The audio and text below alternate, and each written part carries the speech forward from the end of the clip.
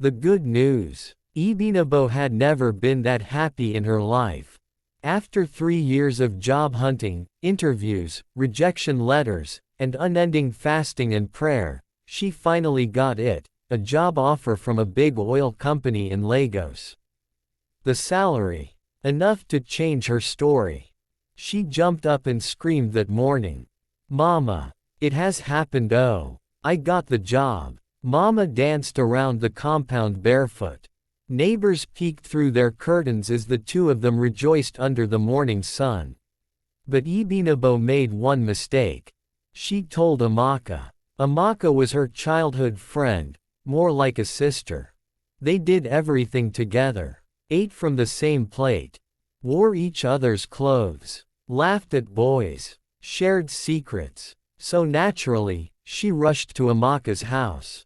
"Babe, guess what? I got the job." Amaka screamed too, hugged her, jumped up and down, saying, "Chai.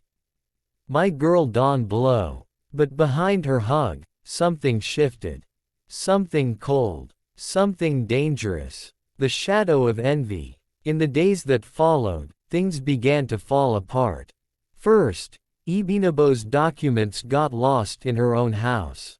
Then her phone suddenly stopped working. When she went to reprint her credentials, the cyber cafe had a system crash. Twice. Still, she persisted. The devil is a liar, she told herself. Then came the day she was to travel for training in Lagos. That night, she fell ill. Fever, stomach pain, vomiting. Mama cried and prayed beside her bed. "Who did I offend?" Mama wept. But deep in her spirit, Ibinabo started to suspect. Amaka had grown distant. She stopped replying messages. When Ibinabo finally met her face to face and told her about the illness, Amaka only said, "Aya. Maybe the job wasn't meant for you." That was when it hit her.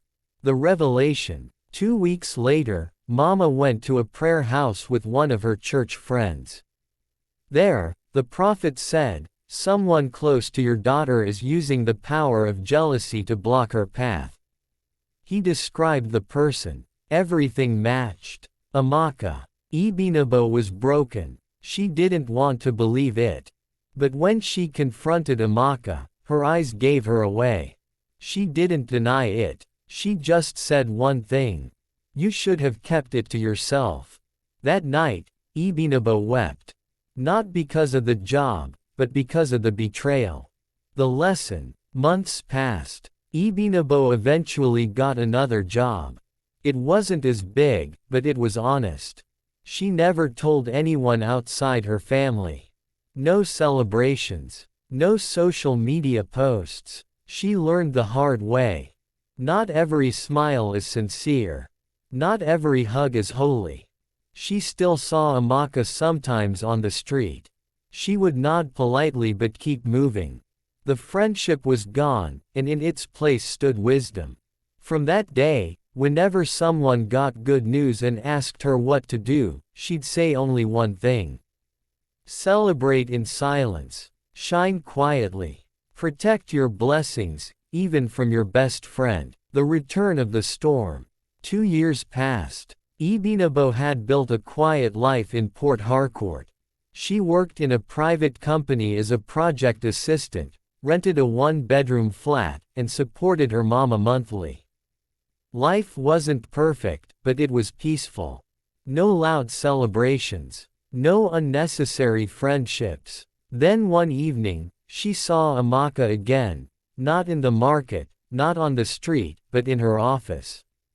"I'm here to submit my CV," Amaka said, standing at the front desk, her eyes scanning the room. Ibinabo froze in her chair. She hadn't seen Amaka since that day she confronted her. Seeing her here, humbled, with dusty shoes and a shaky voice, stirred something confusing inside her, anger and pity, all at once. She didn't approach her that day. But after work, she couldn't sleep. What if she's truly down? What if life dealt her a heavy blow too? She thought. By morning, curiosity won. She asked the HR officer about the CV. We didn't take her. She had no proper experience. But she seemed desperate. That word, desperate, rang in Ibinabo's ears all week. Forgiveness ain't foolishness. On Saturday, Ibinabo took a walk.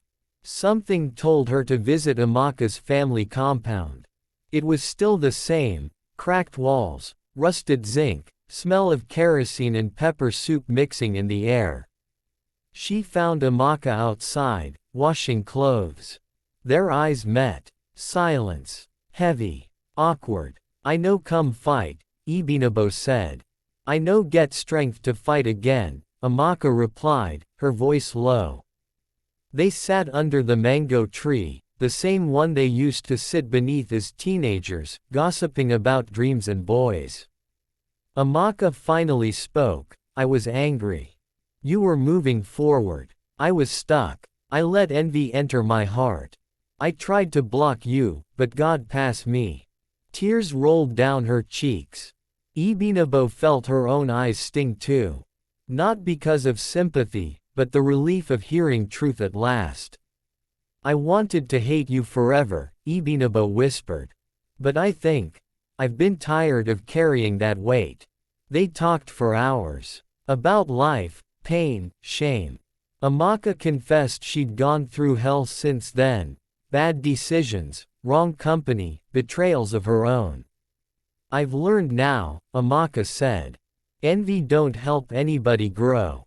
Before Ibinabo left, she handed Amaka a card. "Call this woman. She trains young women in tailoring and pays them small allowance during training." Amaka's eyes widened. You still fit help me." Ibinabo nodded. "Forgiveness no be foolishness. But if we no rise together as women, who go lift us?" Amaka broke down again. "Thank you. For real this time." As Ibinabo walked away, her heart felt light. She had turned her wound into wisdom, and even into healing for another. She still believed in silence. She still believed not every friend is forever. But now she also believed in redemption, that sometimes, even the worst betrayal can turn into the beginning of something new.